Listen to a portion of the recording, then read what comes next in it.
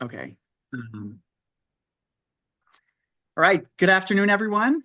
Thank you so much for coming.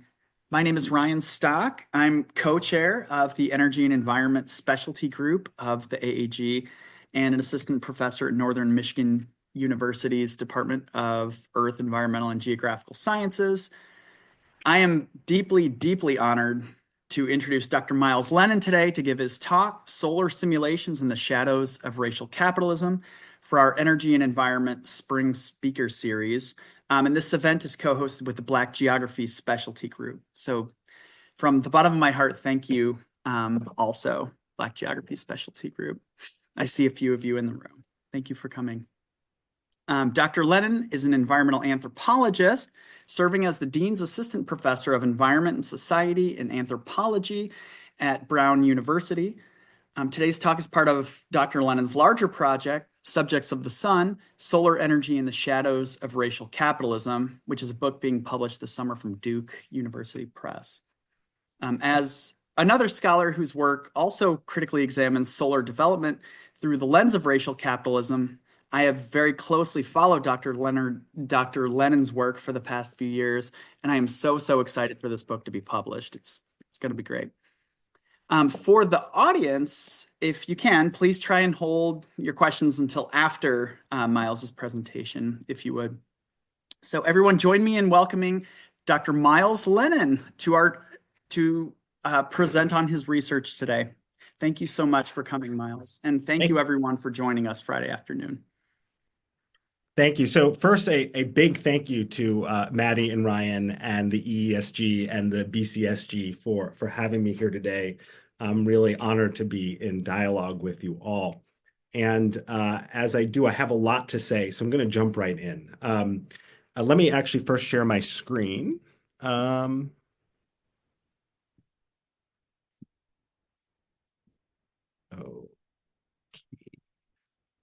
All right.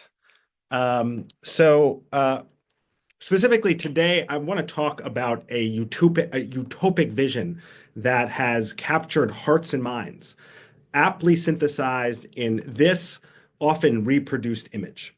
A photo that choreographs a future in which working class Black men are leading the transition to clean energy in their own communities that are disproportionately vulnerable to climate change. This image is often used to illustrate the idea that we can deploy solar technology to fight a looming environmental crisis in a way that ushers in an economy that overturns the race and class inequalities endemic to fossil-fueled racial capitalism. The problem with this inspiring vision is it overlooks the myriad ways in which solar is in fact contingent on fossil-fueled racial capitalism. Solar technology is made from toxic materials extracted from the earth, very often manufactured with the physical labor of criminalized, essentially enslaved indigenous people in coal-powered factories in Western China, while poor children in the Democratic Republic of the Congo mine the cobalt for its battery storage technologies.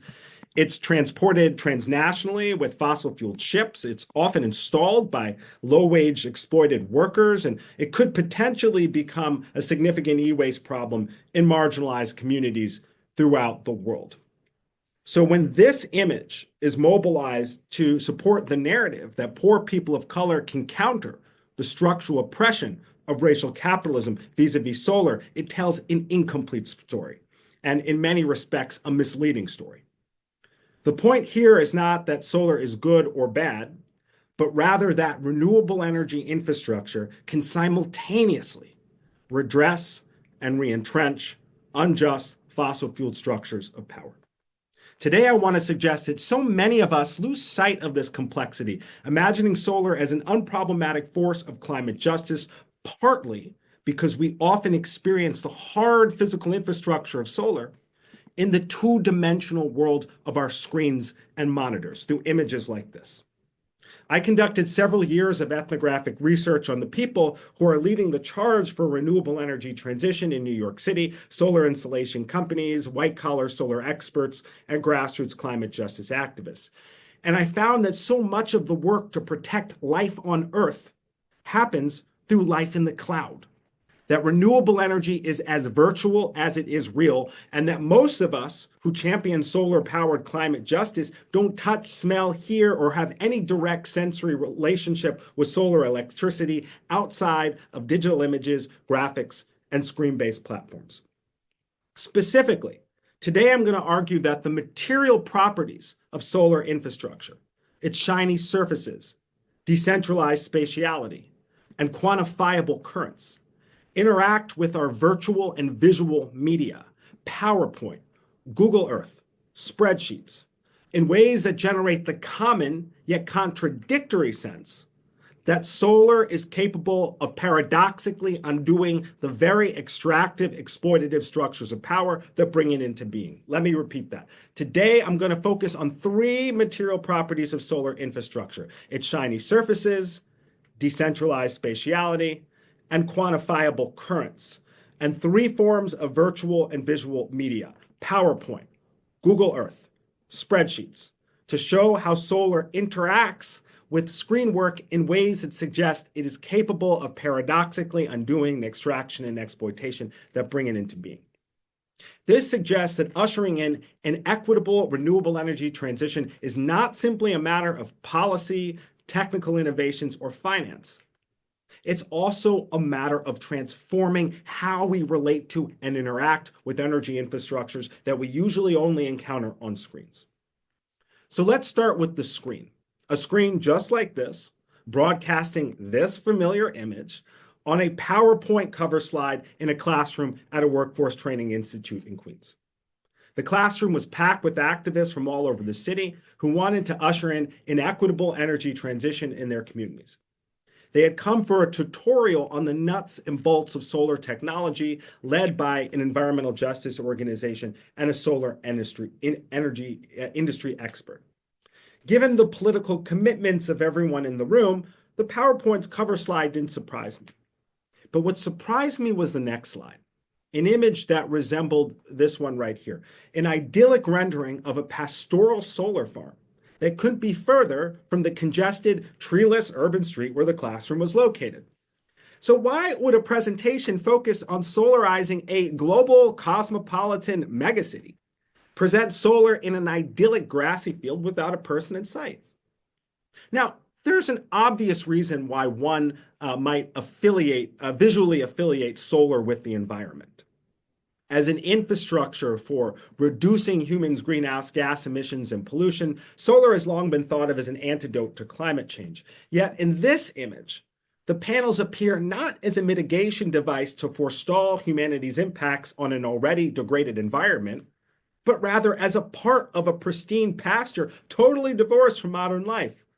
The total absence of buildings, concrete, and human beings here is significant because it suggests that solar is a part of a natural ecosystem and not an anthropogenic commodity, as though the panels sprouted organically from the grassy plain, obfuscating the host of exploitative anthropogenic relations that in fact make solar panels possible. The extraction of silicon, the exploitative factories, the processing and dumping of silicon tetrachloride, the panels' fossil fuel supply chains, and the poor Uyghurs that produce many of these panels. All of this is erased when we see solar as a natural offspring of the land.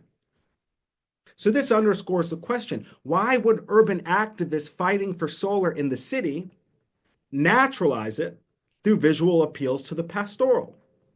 And if they cared about environmental justice, why would they desituate an industrial commodity from its extractive means of production? In response to these questions, I want to suggest that sunshine shapes the political imaginary of solar energy, impelling modern urban subjects to see solar as an organic force of life and not a commodity made in dirty factories. To break this down, let's look closely at the ways that this image visualizes a shiny flash of light generated by the sun. Literary theorist Anne Cheng theorizes the power of this visual effect when she explains shine offers less a description of light, less a description or quality of light than an active mode of relationality, a dynamic medium through which the organic and the inorganic fuse.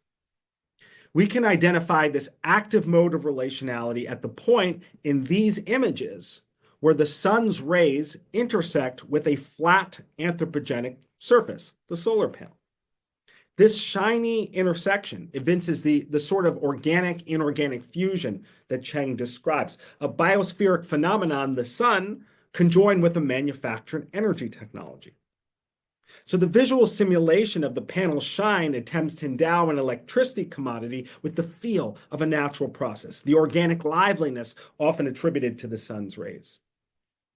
The shine is thus contiguous with other facets of this image that naturalize solar, such as the grassy field without a human in sight. The only trace of humanity being the small nondescript house in the backdrop, suggesting a simpler time where social life didn't upset nature's rhythms. Following Chang, I want to suggest that it makes sense that activists working in New York City would affiliate shininess with the non-human world that this image aestheticizes because of the ways that modern city dwellers actually experience shininess in our day-to-day lives. Consider Manhattan Hedge, an annual event in which New Yorkers gawk at the sunset on the days when it's optimally aligned with Manhattan's street grid, seeking out the vitality of the cosmos, life beyond the human, when the city skyline glistens. Similarly, numerous city dwellers every day watch the city skyscrapers with fascination when those towers are kissed by the sun during its descent, engrossed with the environment as the yellow orb in the sky makes their buildings shine. You see, the fusion of industrial glass surfaces and the sun's rays creates a particular affective experience that the PowerPoint image aestheticizes. Sean, one of my interlocutors, tried to describe this experience while staring at the sun as it hit the lower Manhattan skyline. He said, "This is a place where you can look up and know that life exists." I don't know what's so enlivening about it. He shook his head at a loss for words. It just literally is enlivening. Sean here speaks to a sublime liveliness that inheres in modern infrastructure, understood as the antithesis of natural life, as the sun infuses this infrastructure with a non-human presence, disrupting an anthropocentric conception of the built environment. The PowerPoint images aestheticize this sort of affective encounter with sun-kissed industrial surfaces, attempting to visualize the conjoining of timeless nature and modern man's machines, that which punctuates everyday life beneath the city skyline, as Sean suggests. Indeed, in a settler colony built on the ancestral homelands of the Lenape people, it makes sense that one would affiliate the non-human vitality of shiny skyscrapers with the ostensible purity of a grassy field, because this sort of grassy field harkens to a genre of nature visuals that idealize pristine landscapes that were in fact caused by the genocide of indigenous people like the Lenape. These nature visuals uphold an imaginary of a pure non-human environment, erasing the indigenous people who were a part of the land that we occupy. And in this way, this image locates shiny solar in what William Cronin calls the domesticated sublime, man-made landscapes that misleadingly look like an awesome non-human nature, as the sun invites our awe by blurring boundaries between the built environment and more than human life. Now, this tendency to see anthropogenic objects as having a life of their own, independent of human production, is often, as we know, known as commodity fetishism. Theorists of commodity fetishism say that capital, money, enables us to see the commodities that humans produce as autonomous, non-human forms of life. But I'm suggesting that sunshine, not just capital, endows an industrial solar commodity with a life of its own, complicating traditional theories of commodity fetishism. And this is particularly fascinating when we consider that theorists of commodity fetishism like Erich Fromm suggest that commodities alienate us from nature. In contrast, in these images, commodities are fetishized on the grounds that they can overcome such alienation. So while solar panels and iPhones are made under comparable conditions with many of the same industrial materials, the sun enables us to see one of these as more natural than the other, to see solar as not merely a life force independent of its production, but also a sublime presence that ameliorates the structural conditions of its production. Yet sunshine is only one piece of the equation here. The medium of PowerPoint is also key because the overwhelming majority of New Yorkers don't encounter shiny solar panels in their day-to-day lives. As a technology nestled on multi-story building rooftops that you can't see from the street, a technology that generates no sound, no smell, while also generating streams of charged electrons that can't be detected by the human eye, solar is not something that most New Yorkers have any direct sensory relationship with. And in a society of the spectacle, organized around the primacy of sight, digital media is the central way many of us encounter, understand, and relate to many facets of the world around us, such that visuals constitute a privileged site for modern subjects to apprehend energy infrastructures that are usually hidden from plain sight and that produce the ubiquitous electrical charges that are as powerful as they are invisible. So any effort to get everyday people to support, fight for, and finance a technology that they'll likely never touch or use in any conventional everyday way demands visual representation in our ocular-centric society. And perhaps no media is better suited to this than PowerPoint, a platform intended to make complex ideas palatable, to render accessible something that is otherwise outside of one's grasp. So while the sun endows an anthropogenic commodity with an air of nature that feels antithetical to anthropogenic commodities, this naturalistic affect relies upon a palatable visual platform to make it apprehensible, to distill its general vibe with an air of authority, conditions ripe for a PowerPoint. Even so, it was not a given that grassroots activists would choose a white-collar medium to tap into a naturalistic imaginary of solar. The choice of PowerPoint bespoke other ideological transformations that solar accelerated, transformations that I began to better understand in a more traditionally technocratic setting, a sterile office, when I peered at the screen of Celeste, a white solar professional. On Celeste's screen, I saw a Google Earth rendering of roofs in a working-class Black community that she was planning a solar installation for. Lacking in vegetation and permeable space, the scene in this view illustrates how concrete and other man-made surfaces dominate marginalized urban areas, a metonym of environmental injustice. Because poor Black and brown communities are home to a greater share of impermeable treeless spaces, which in turn gives forms to inequities related to flooding, air quality, urban heat island, and food access. Yet my thoughts went to the concrete not when I first viewed Celeste's screen, but rather when she said that very word, concrete. The concrete she spoke of, though, didn't refer to the paved streets that her monitor display projected.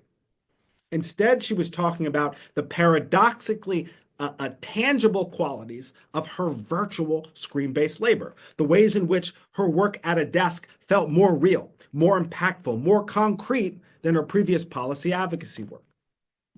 I chose solar because it feels like a more concrete positive thing that you can achieve for the low-income communities of color I used to organize, she said, contrasting her present technocratic work coordinating the early stages of solar installations with her previous, more idealistic career leading affordable healthcare campaigns.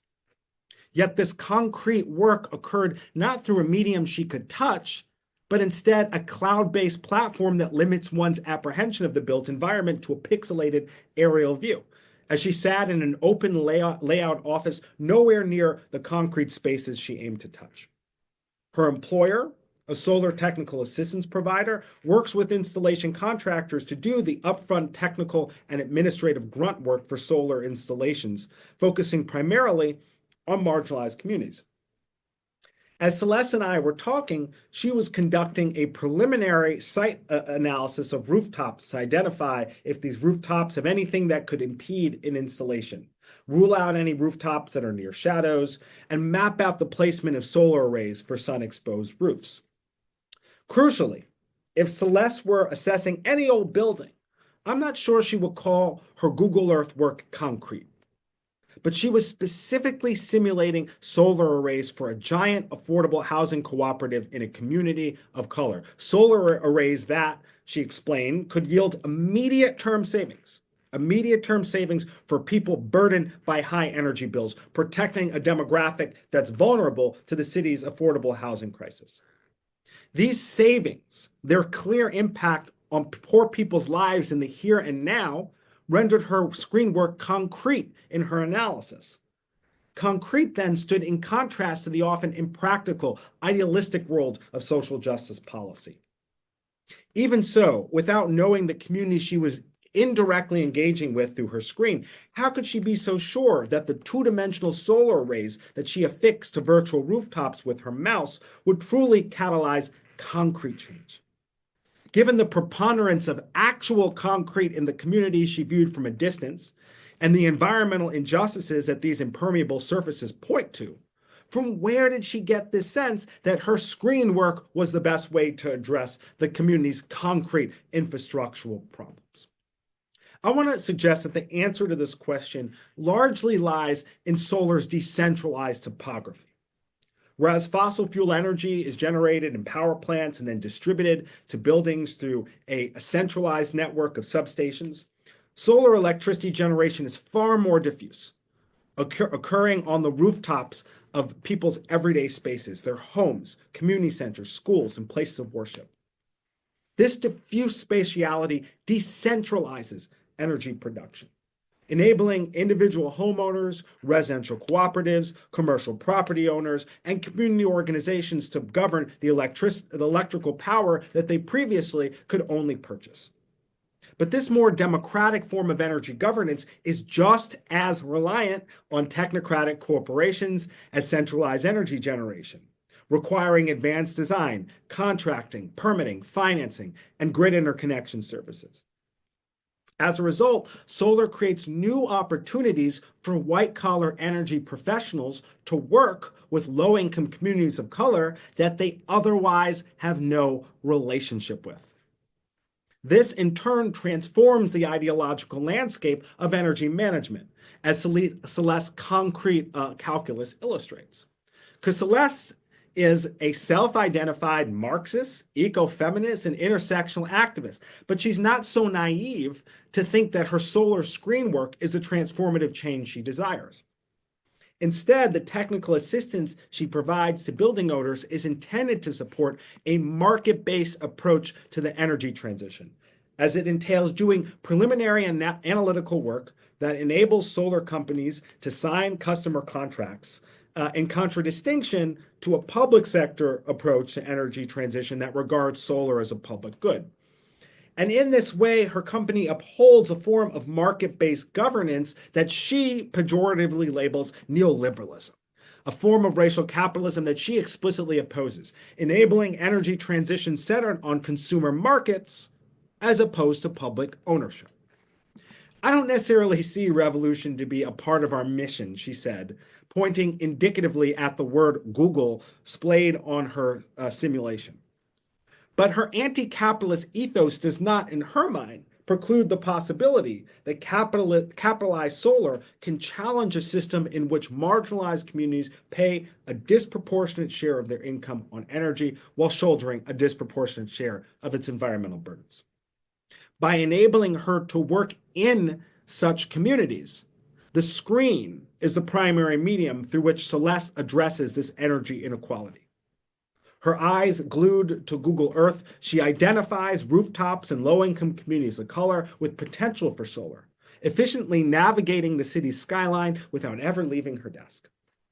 In the process, she attempts to steer private solar contractors and solar investments toward the most marginalized. So the diffuse spatiality of solar aligns with the cloud-based panopticism to foster an ideologically muddled approach to technocratic care, affectively cross-pollinating socialist and anti-racist principles with the technoscientific ideology of clean tech corporations. This, in turn, dilutes the normative ideological poles that traditionally divide these orientations, as the technocrat and the activist, the neoliberal and the anti-capitalist coalesce through the screen work of infrastructural transformation. Celeste exemplifies this boundary blurring subjectivity, which I conceptualize as the equocrat, short for the equity minded technocrat, a liberal subject who reflexively mobilizes their technocratic training toward social equity.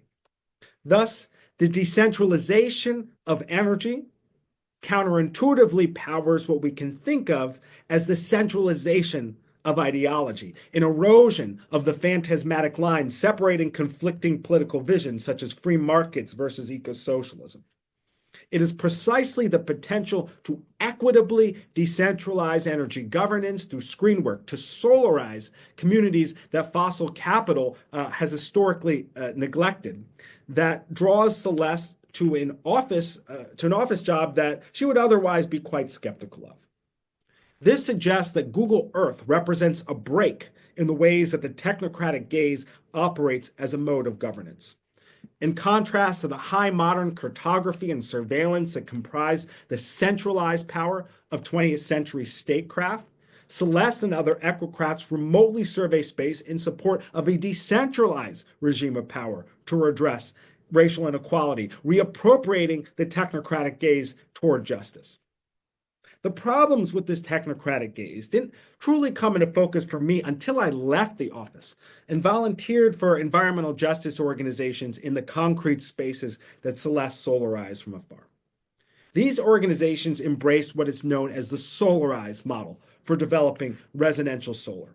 And under the solarized model, community groups launch these local campaigns to organize community members into what's called a solar purchasing pool. A purchasing pool is a mechanism through which neighbors in a community collectively agree to purchase solar together through a single contractor, who in turn commits to reducing costs through economies of scale. The more homeowners who join the purchasing pool, the more leverage the community has in negotiating competitive solar prices with their contractor. The solarized model is what Celeste would call a neoliberal approach to energy transitions because it enlists community members to market private corporations by leveraging their friendships and social capital, inculcating everyday people into market-based energy governance and thereby detracting from other grassroots work for comprehensive climate policy. Yet solarized campaigns are branded as grassroots efforts through which neighbors and families work collectively to overcome structural barriers to renewable energy.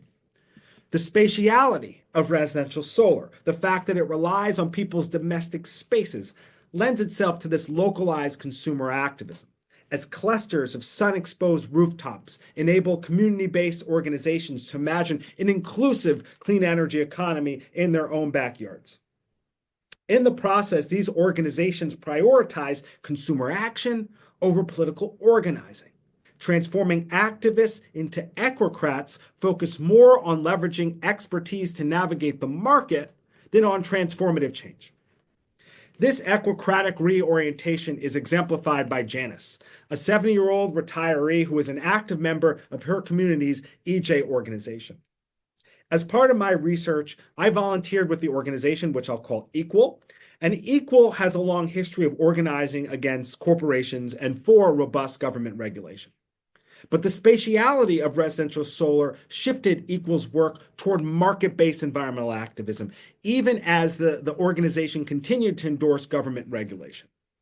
Specifically, Equal launched a solarized campaign to tap into the vast solar potential of their community's rooftops, and Janice emerged as one of the campaign's most committed community volunteers. But when Equal solicited pricing proposals from solar contractors as part of their campaign, Janice began to embrace an equocratic persona. These proposals provided detailed information on how the contractors would lower their prices for differently sized purchasing pools if Equal selected them. And toward this selection, Equal planned to convene its community volunteers for a meeting to review the proposal's data. 3 days before the meeting, I was in Equal's office when Janice started an impassioned conversation with a few of the organization's interns on, quote, the ways in which that capitalism and neoliberalism are to blame for climate change. These are her words. She repeatedly emphasized the importance of dismantling capitalism through the equitable deployment of renewable energy. But when the contractor review meeting began, this critique of capitalism was nowhere to be found. Instead, Janice and 10 other community members resembled Celeste by immersing themselves in screen work, soberly scanning a spreadsheet on a smartboard with pricing metrics which costed out 6 contractors' solarizing plants. During the scan, Janice practiced a technocratic managerialism that lacked her usual political fervor.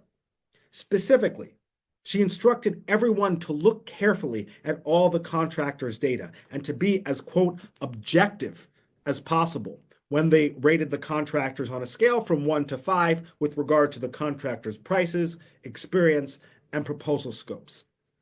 The community members followed these instructions, but they raised concerns that they wouldn't be as, quote, objective as possible because they're not experts and because not all contractors supplied data in the same way, making it difficult to compare their various data objectively. Now, I found this dogmatic focus on objectivity to be bizarre.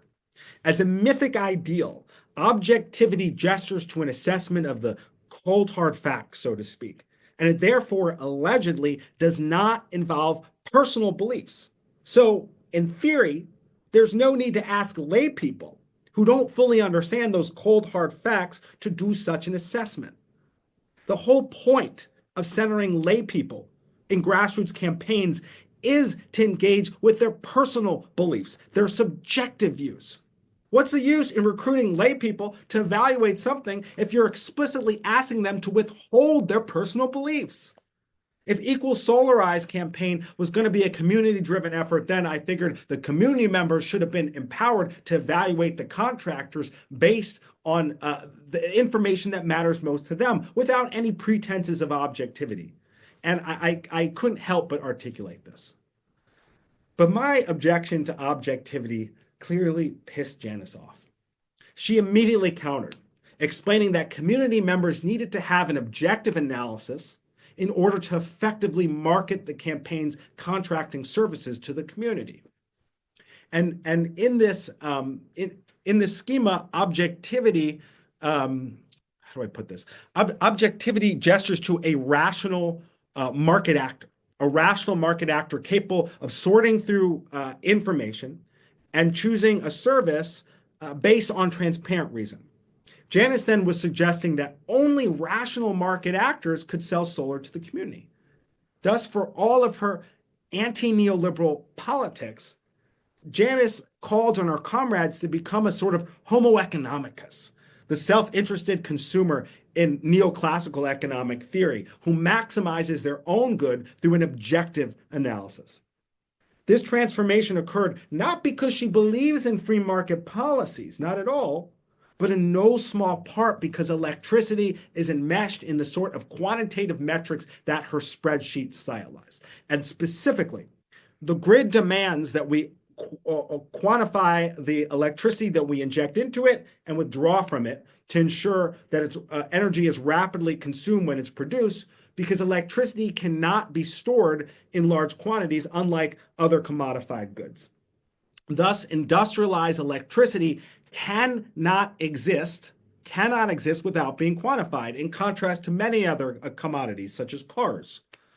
Of course, it's necessary to numerically quantify most commodities in some ways. You can't produce a car, right, without measurements of its dimensions, for instance. But if you shut down a manufacturing plant after it produces 12 cars without determining this quantity beforehand, the cars it produces still exist. By contrast, you cannot produce industrialized electricity without proactively quantifying it, as failure to do so would cause a blackout. And in a capitalist context, this proactive quantification occurs through prices. While grid equilibrium does not theoretically necessitate monetized electricity, in practice, equilibrium is partly achieved by creating a high price per kilowatt hour when electricity demand is high and a lower price when demand is low. Electricity then is predisposed to the commodity form. Capital is largely inextricable from the grid. Thus, unlike radical imaginaries of collective housing or food production, leftist aspirations for community solar are necessarily beholden to the commodity form. Janus then had no choice but to conceptualize electricity as a market commodity, no matter her anti-capitalist aspirations. And we can attribute this persistence to not only the way the grid is managed, but also how electricity prices operate in her everyday sensory landscape. Electricity prices are how most people know and engage with the industrialized energy they depend on, giving a legible form to streams of charged electrons that we otherwise can't detect. Of course, we can see the effects of electricity, right? A bright light bulb, for instance, and many marginalized communities are directly exposed to power plant pollution.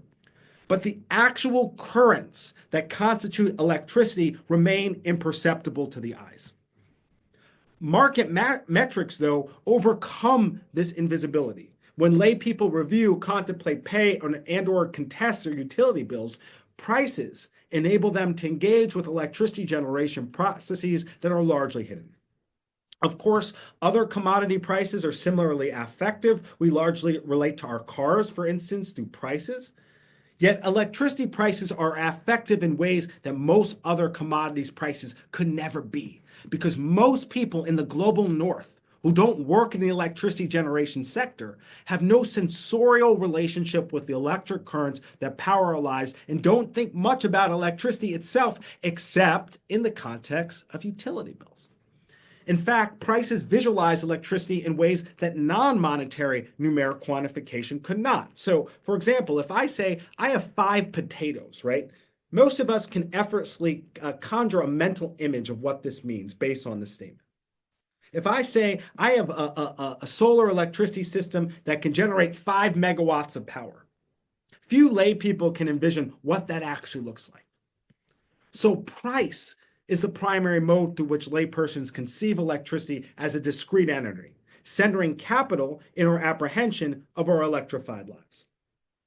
And in the context of equal solarized campaign, the spreadsheet is a totem of price, giving it a material form, incorporating it in the world of community activism, enabling Janus to intervene in a realm of electrical power that she otherwise has no control over.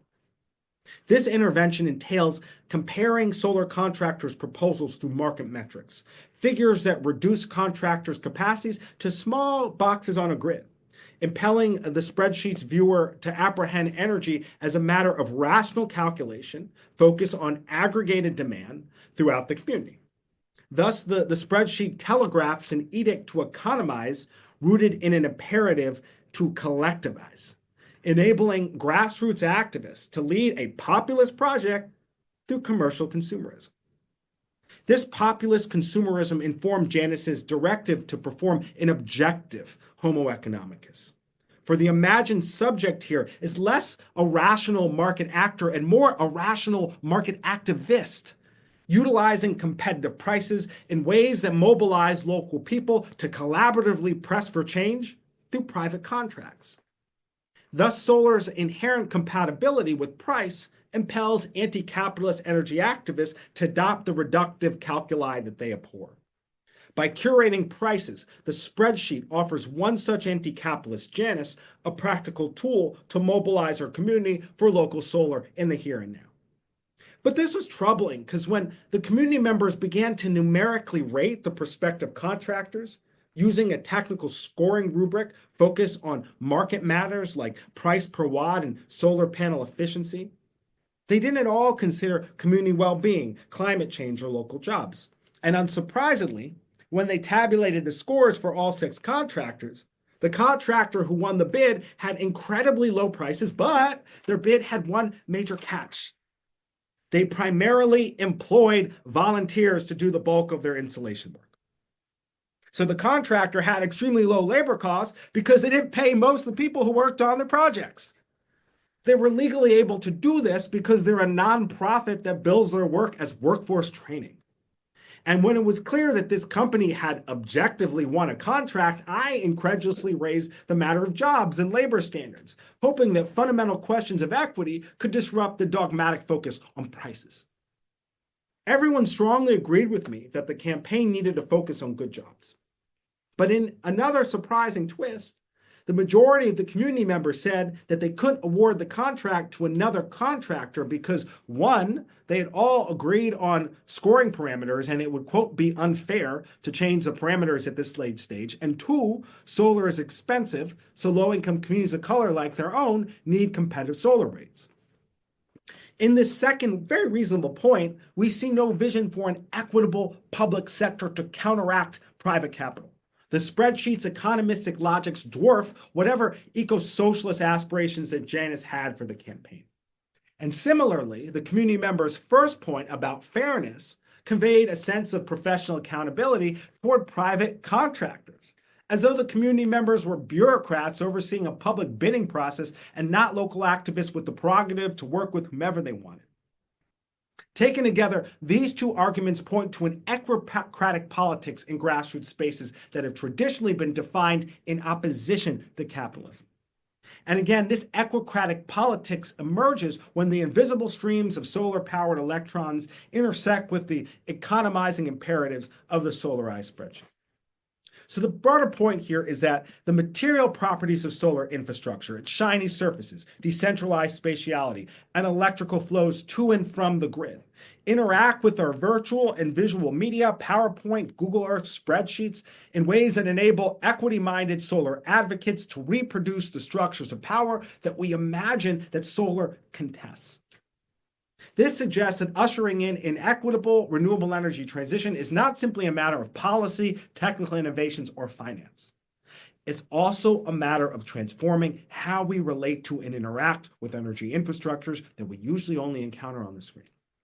When seen on the screen, energy is often a lifeless force that humans can tabulate, control, and grow indefinitely, a vestige of the first industrial-scale energy system, the transatlantic slave trade, which rendered energy in terms of lifeless units of power that could be extracted from black bodies and graphed out on ledgers like this right here.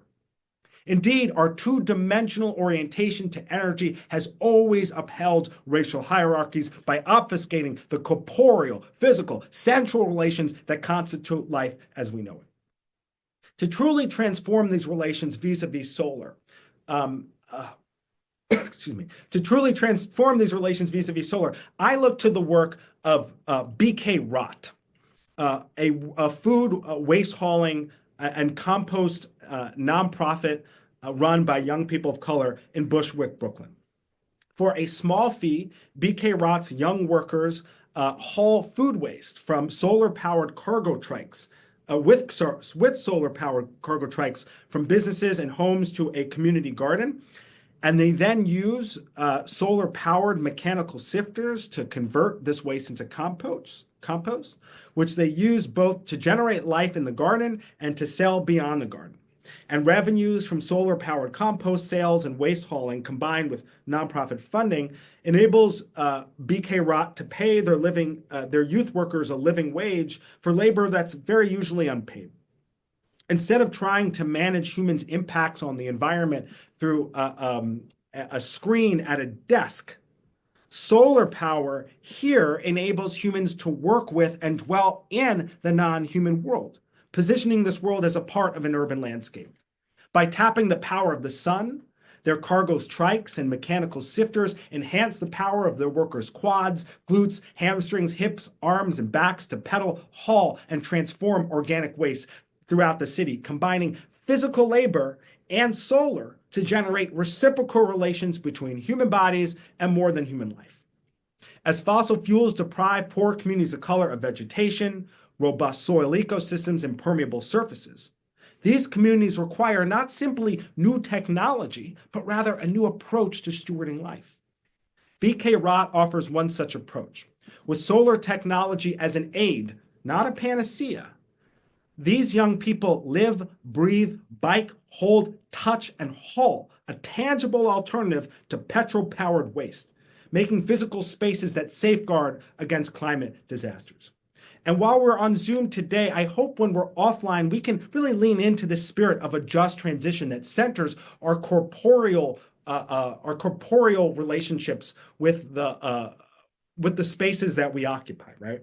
Enabling solar to truly redress the environmental injustices that screen work alone can never truly touch. And if you're interested in engaging further, you can check out my book, Subjects of the Sun, Solar Energy and the Shadows of Racial Capitalism, which will be released in June from Duke Press. And here's a 30% discount code, which I could also put in the chat that you can for ordering from dukepress.edu. Thank you so much. And I'll stop sharing. Stop sharing. Thank you so much, Myles. That was quite an illuminating and generative talk. I have several questions, but let's open it up to other people in attendance.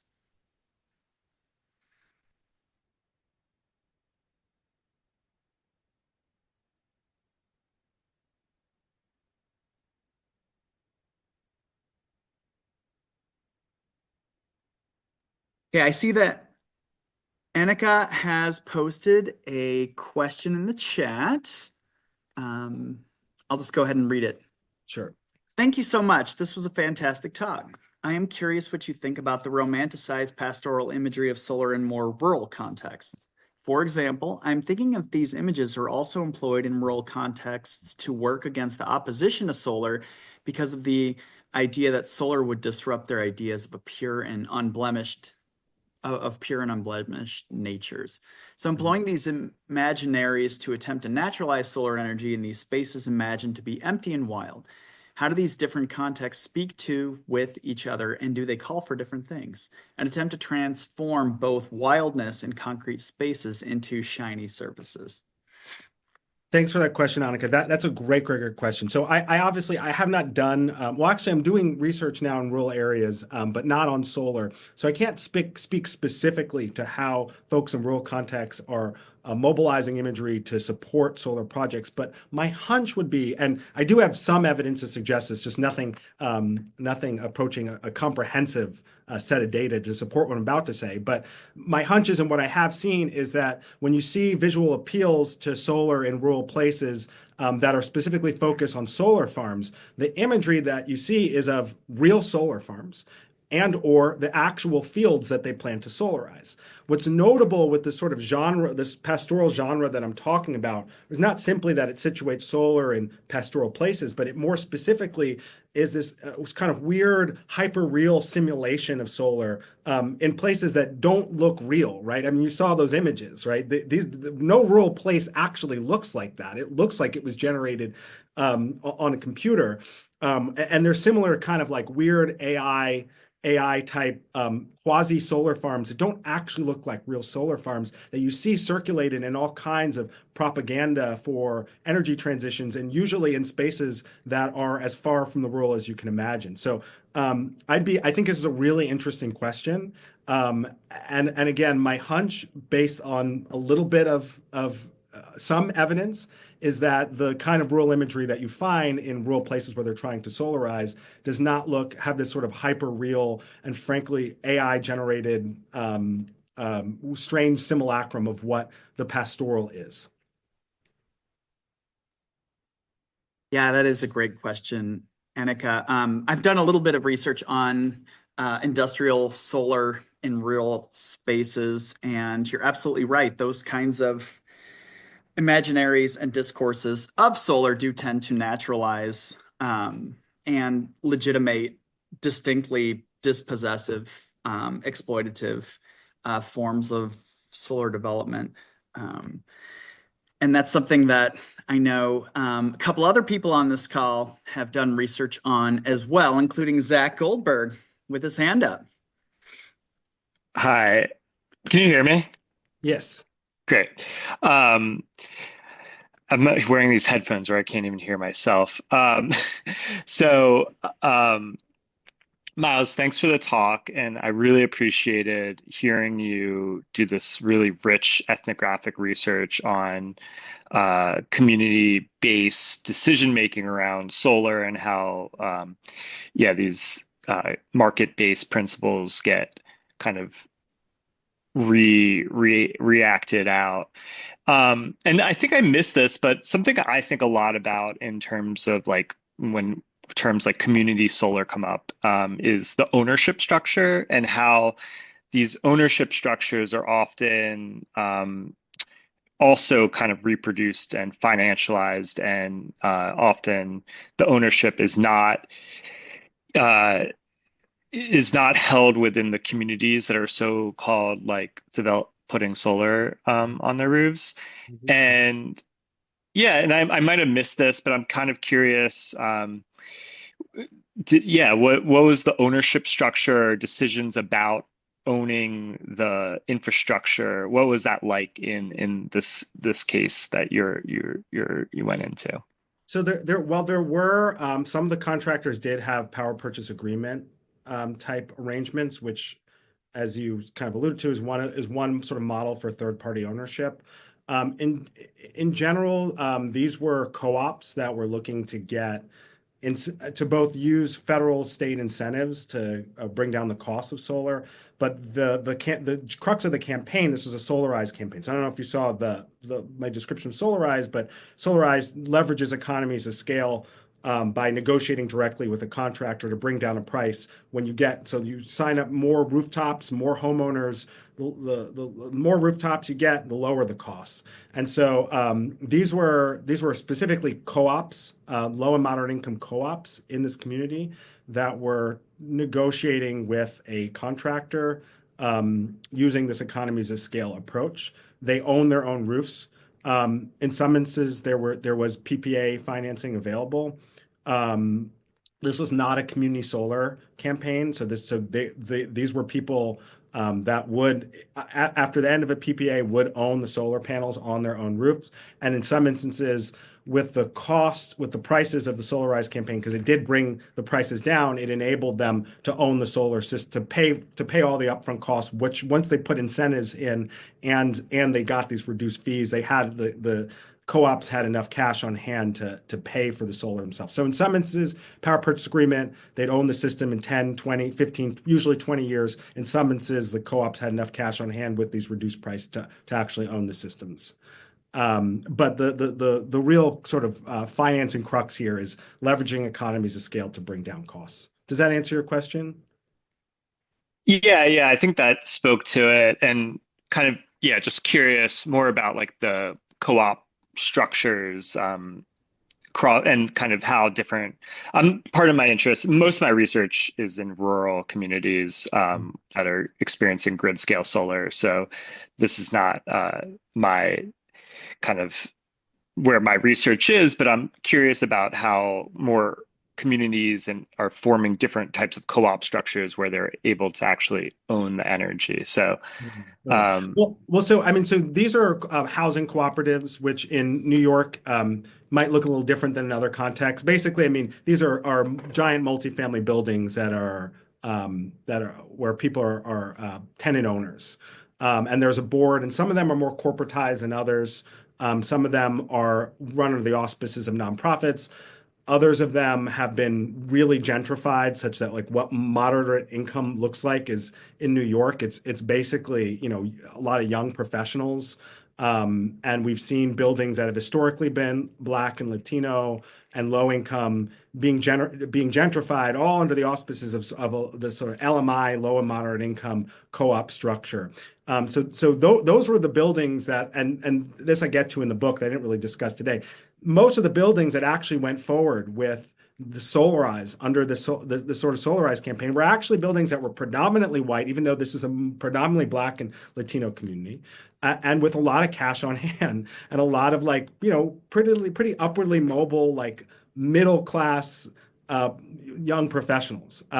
Most of the actual low income cooperatives that were initially part of this campaign effort, their roofs weren't in good enough condition. They didn't have enough cash on hand. They were kind of turned off by the whole process of trying to get a PPA. The whole financing structure was incredibly complex. Given that there's different income levels among the tenants, that created all kinds of complications. Are we actually eligible for this low income funding? Well, maybe we are, but maybe we're not. And then there was disagreements among the board if they wanted to use their cash, their like limited cash reserves to upgrade a roof before going solar. So there were all these different pieces that at the end of the day really led to the more well-to-do co-ops, even though this is a Black and Latino, mostly low-income neighborhood, actually going forward with solarizing. I'd be happy to talk to you more offline about sort of all the complications because it's really wild how in effort to help poor Black and brown people, co-ops get solar, it ends up being, well-to-do white folks. Like it's crazy. And it's not because of, explicit racism or bad intentions, right? But it all, in Mhm. my mind, bespeaks the problems with a market-based approach where you're asking homeowners to put up some money and where you're asking people to go through all these complicated legal hoops and all this paperwork and all these steps to negotiate with a contractor instead of just having clean energy as an entitlement, right? Um, Yeah. Yeah. Thanks, Miles. Okay, we only have 4 minutes left for those of you who have to leave on the hour. I do see one other question that was put in the chat. Um, this is from Natalia. How can planning professionals support CBO purchasing pool efforts? How can we reflect an altered conceptualization of green infrastructure, including solar energy, through our technical language and oof. processes? So you're asking the solutions question. So what are we supposed to do with all this, right?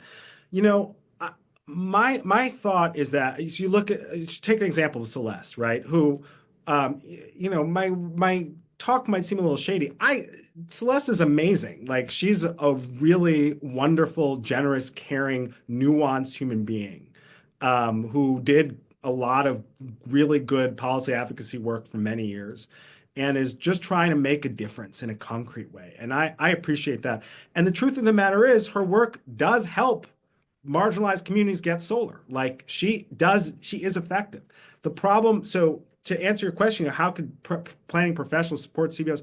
I think the work that Celeste is doing, the work that planning professionals are already doing, is good work. The problem is not that like, well, if you have these technical skills and you're able to help communities deal with the paperwork, help them do a financing assessment, help them advocate for policies that make solar more accessible. Um, all of the work that planning professionals are already doing, I hope continue to be doing. The point of my presentation is not like, well, you shouldn't help poor communities like get solar with your technical skills behind a screen because of XYZ. But the hope, though, instead is that that's not the totality of what we're doing, and that the way that we think about our work, the way that we engage in this labor of a just transition is not limited to a screen, and that we make thoughtful efforts to have some kind of embodied ecology in doing this work. And sometimes that entails I think though with that said, there are interventions that professionals can make. There you can, if you're working with a contractor to spec out a solar installation, try to use contractors that have a recycling program, for instance, right? Try to use contractors that don't source their panels from Xinjiang, when they're made under terrible, all kinds of human rights abuses, right? There are ways of being thoughtful, and I think part of that is attuned to getting rid of the screen work, right? Instead of just seeing it as a set of numbers to optimize, thinking carefully about all of the relations and all of the material life that goes into solar supply chain, and to looking for interventions to make. And I propose a structure of what I call supply chain solidarity in a paper I wrote a few years ago that's terribly outdated because I wrote it in the middle of COVID, but called, oh Jesus, what is it even called? Something about anti-racist praxis. I can't even remember. Something about anti-racist praxis, but I kind of lay out how we could practically try to intervene in the solarized model in ways that I think that speak to being attuned to the broader supply chain, and that's something that professionals can do. I'm happy to stick. I'm terribly long-winded, as you can see. I'm happy to stick around for more questions, or say farewell, whatever works best for others. I'd love to keep you for longer. Does anyone else have any questions for Myles?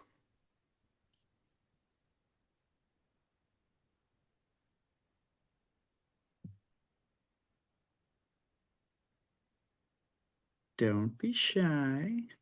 Wait, while you look that, I'm just going to put the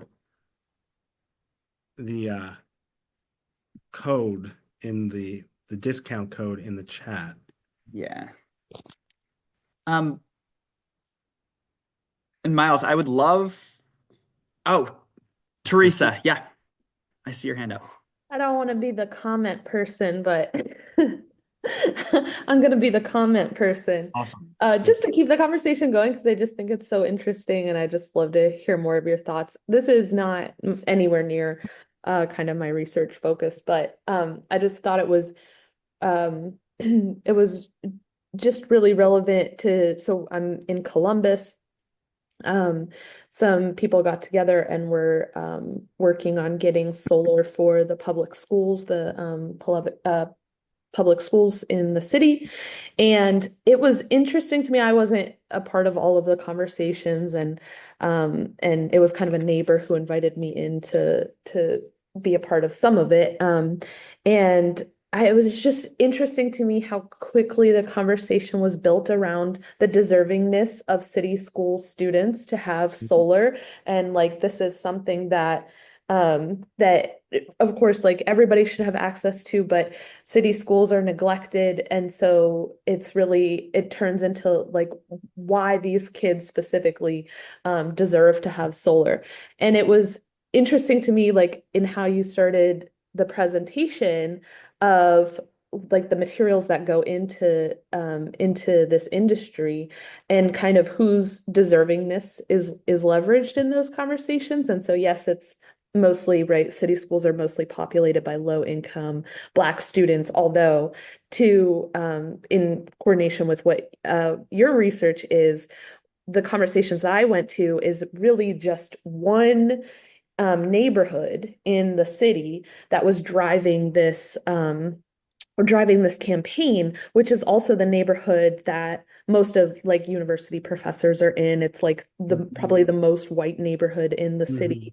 And there were whole areas in the city that weren't represented in these conversations.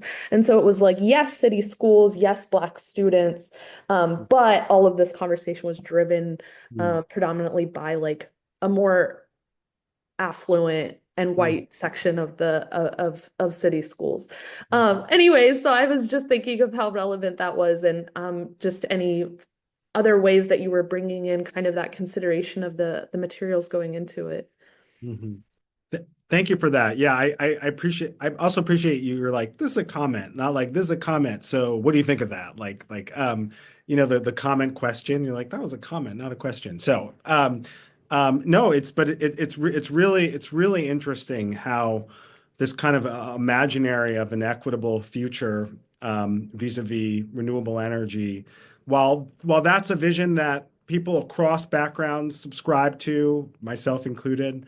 Um, uh, it does animate certain forms of affective energy among uh, people that are more privileged. I mean, and while the sort of generic idea of like, hey, you want solar panels on Black and brown people's roofs, like Black and brown people go, like, yeah, of course, yeah, sure. But often when it comes to like, okay, we're organizing, we're going to focus on things that really matter to us. We're going to spend our time and energy trying to change our community.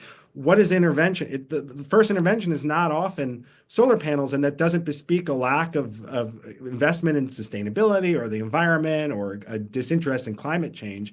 It's how it's what is the technical process of actually solarizing look like, and how does that align with people's day-to-day material lives? And there are often all kinds of interesting disconnects that I think we need to address, because people of all backgrounds want solar, and we need to be thinking about how do we integrate solar in broader efforts to transform life on the ground, people's day-to-day lives, not just how do we lower your energy bills and protect you from this abstract climate thing, right?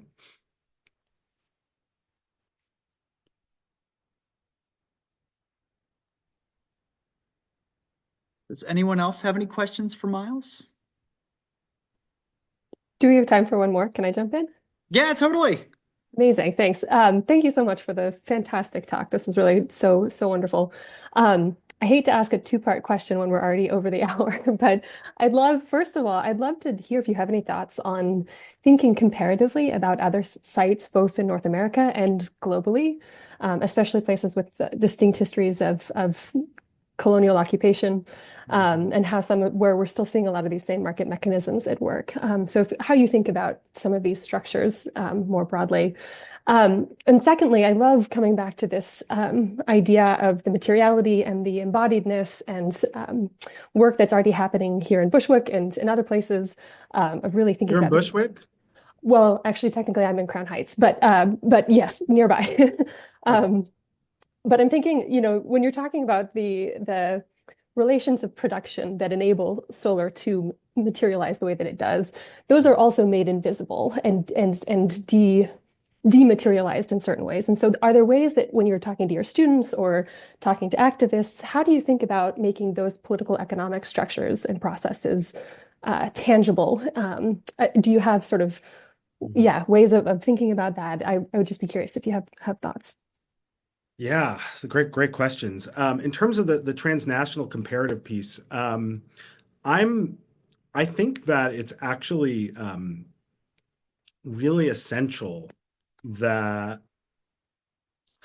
hmm, I'm this is I have lots of thoughts. I'm like, how do I distill this? Um,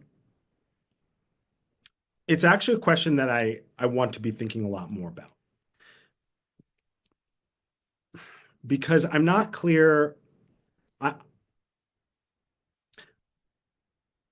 part of why you see me hesitating here is um, I think that in the global north, in the United States in particular, that people of all backgrounds have, even the poorest among us, have access, certain kinds of access to infrastructures, to technologies that don't necessarily make us privileged, that don't necessarily make us wealthy, that don't necessarily enhance our lives, but that do change our orientation to precarity or creates an orientation of precarity that looks very different in global south spaces. And it's very easy to, part of why I'm talking so cautiously is I don't want to say something like poor black and brown people in the United States don't really have it that bad compared to poor people in Africa, which I think is just a complete misapprehension of how things work.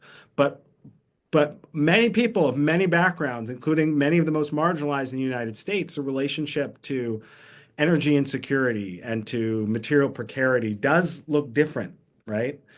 And I part of why I think it's important to be looking critically at energy justice discourses in the United States and in the global north is that it often does take for granted a certain